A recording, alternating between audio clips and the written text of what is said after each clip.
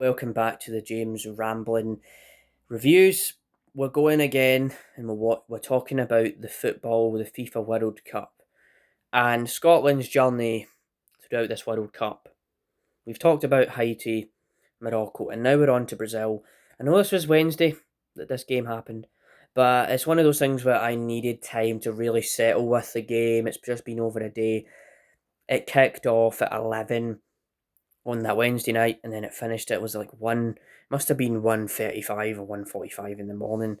So I've had that bit of time to process everything I've watched, and so I'll be honest here. When it came to this match, right, this is probably Scotland's definitely Scotland's worst performance out of the three of them. Because I know we did do enough in the last game against Morocco or the previous game that just went there. But see this match right here, you just seen it from the players that they just did not show up on this in this game whatsoever. Giving away that goal to Vinicius Junior, and then the Scottish defenders and the goalkeeper were making all these mistakes. You're just like, what is going on here? And then the header from Vinicius Junior before half time. Yeah, stuff like that, and then Cunha comes through and he scores a goal for Brazil as well. And then there was also that moment with Vinicius Junior where the Scottish defender actually touches Vinicius Junior's foot, so it actually disallows. Well, no, it makes it a foul. It makes it a foul, which pretty much cuts back Vinicius Junior's chance of getting a hat trick in this game. So there's things like that where Scotland players were just not like the. You seen like McTominay trying to get a shot from distance or trying to get a shot into the net, and it just wasn't happening for Scotland really.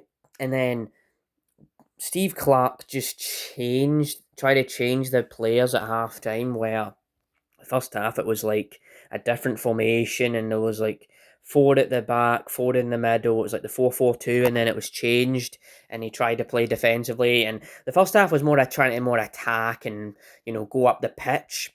Second half, it was like he was trying to sit back and stuff. It was weird to see this.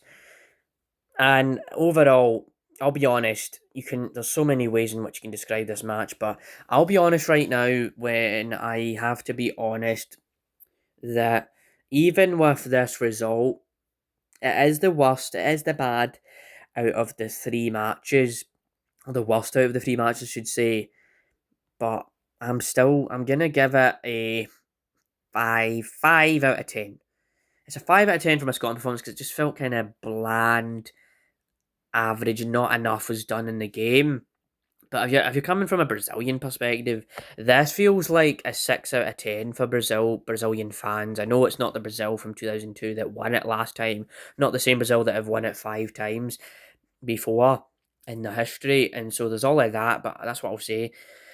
Definitely for the Scotland point of view, it's like, don't know, but Brazil, you're kind of like, yeah, we scored the goals, but then you got Neymar coming on, and Neymar just, all of that stuff as well. There was all of that in the match too.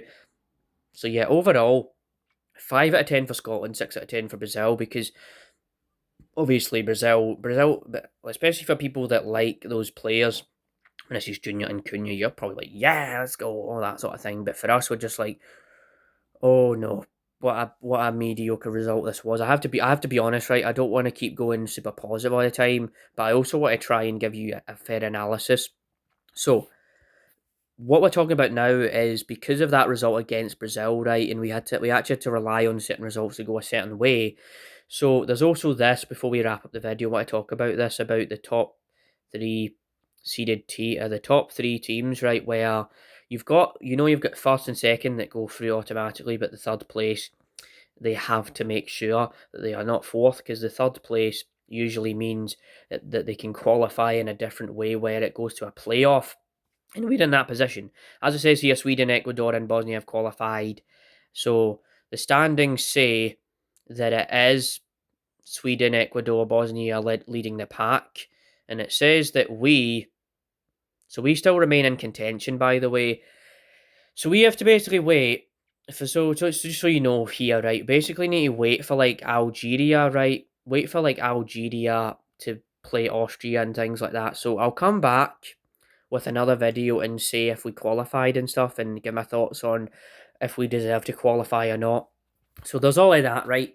I did my best here to just give you all the main hitters of my points of what I was talking about, and then talk about that on the end of the video, because it is very important to acknowledge that there's a possibility that we qualify through one of the weirdest metrics ever, where we literally lost two of our matches, and one of them won the first game and lost two of our matches, and we could still go through if Algeria was to manage somehow drop points to Austria, and wouldn't put it past Austria to get something out of that game, because Austria have been doing okay, and obviously they're in the group with Lionel Messi, and they've been beat. They've like, I'm pretty sure they're second in that table with Argentina. So there's all of that to be considered. So I hope you enjoyed this video. This is a bit of a commentary deep dive, trying to explain everything. So 5 out of 10 for the Scotland perspective.